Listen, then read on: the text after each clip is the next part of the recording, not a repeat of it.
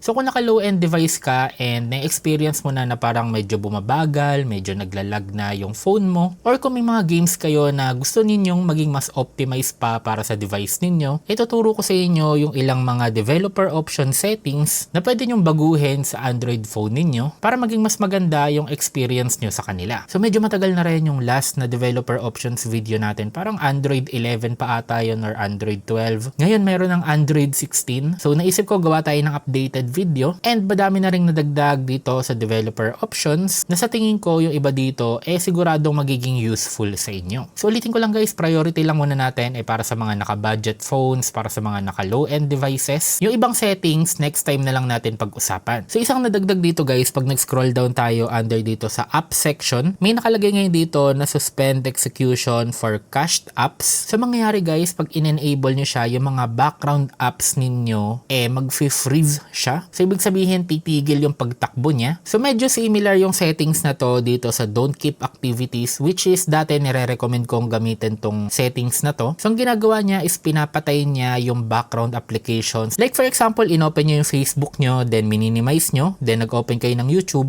Ang mangyayari, automatic yung Facebook application is napatay na ng cellphone ninyo. So pag bumalik kayo ngayon dito sa Facebook, parang considered na siya natanggal sa RAM ninyo. So nare-recommend ko dati yung settings na to para sa mga sobrang baba lang ng RAM. Yun nga lang ang pinaka-problem sa don't keep activities. Pag nakalimutan nyo siyang naka-turn on, then may na-exit kayo na mahalagang application, hindi nyo na yun agad mababalikan. And doon guys papasok yung suspend execution for cached apps. So para siyang lighter version ng don't keep activities, instead na pinapatay niya yung application, fini-freeze lang niya. Take note lang pala guys na pag in-enable nyo siya, kailangan yung i-restart yung cellphone ninyo. Ngayon kung medyo ayaw nyo i-risk na gamitin yung settings na to dahil medyo bago-bago pa siya, atong pangalawang pwede nyong baguhin, dati ko pa to nire-recommend, yung background process limit, iset nyo to at most 1 process or at most 2 processes. So ito ulit guys, para ulit siyang don't keep activities, pero hindi katulad ng don't keep activities na isang application lang talaga yung pwede nyong gamitin. Pag nilagay nyo to sa at most 2 processes, pwede kayo magpatakbo ng at least 2 apps bago niya i-freeze or patayin yung pangatlong application na ino-open nyo. So kumbaga guys, itong don't keep activities, itong background process limit, and itong suspend execution for cached apps, ang pinaka-pina-priority natin dito mabawasan yung mga running background applications ninyo dahil pag yun dumami, yun yung nagkakos ng paglalag pag naglalaro kayo. So number 3 naman is itong force 4 times MSAA. Yung kanina ang tinuro ko sa inyo paano pwedeng mapa-stable, maboost ng konti yung performance and FPS ninyo sa games. Ito namang force 4 times MSAA, ang gagawin niya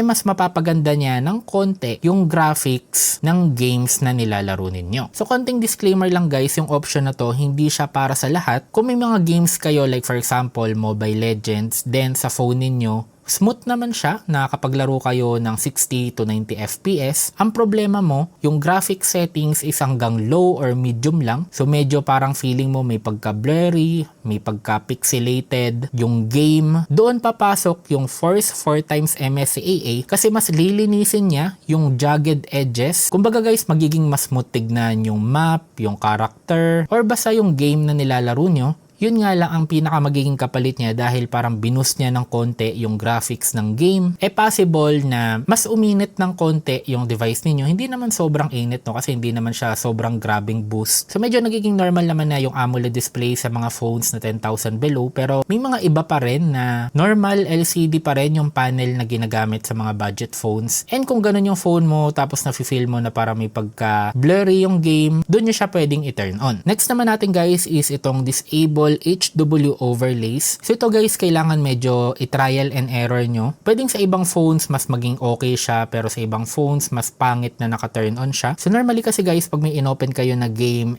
binabasa ng phone kung CPU or GPU yung gagamitin. Minsan parehas, minsan gumagana naman is GPU lang or CPU lang. So by turning disable HW overlay, ang gagawin niya is ifo-force niya yung phone nyo na ang gamitin lang is GPU. So by doing this, may mga games na magiging magiging mas okay. Pero madaming masyadong factor like chipset, anong specific game. Kaya nabanggit ko na trial and error to. Pwedeng sa iba effective, pwedeng sa iba hindi. So, try nyo na lang. And pinakahuli guys, number 5 natin, hindi naman siya totally boost, kundi actually para siyang illusion. Kung yung phone mo is naka 60 or 90 Hz lang yung refresh rate and gusto mong ma-feel yung 120 Hz na refresh rate nang hindi ka magpapalit ng panibagong cellphone, ito yung kailangan yung baguhin. So, may makikita kayo guys dito na tatlong animation scale settings. So, meron dito window animation scale, transition animation scale, animator duration scale. So basically guys, ito yung animation pag nag-exit kayo ng app, pag nag-i-scroll kayo, pag may inopen kayo na certain application, pumunta kayo ng settings, yung animation ng pag-open, pag-close, pag-exit, yun yung tatlong bagay na to. So ngayon guys, ang gagawin natin, isa-set natin siya to 0.5. So lahat yan lalagay natin sa 0.5. So mangyayari dito guys, yung animation pag nag-exit kayo, magiging mas mabilis siya ng konti. Yung animation pag may inopen kayo na app, magiging mas smooth. Every time na nagbaback or nag-exit kayo, mas suwabe siya. And kagaya ng sinabi ko, hindi siya boost sa performance ng phone ninyo. Hindi rin siya magic na parang ginawang 120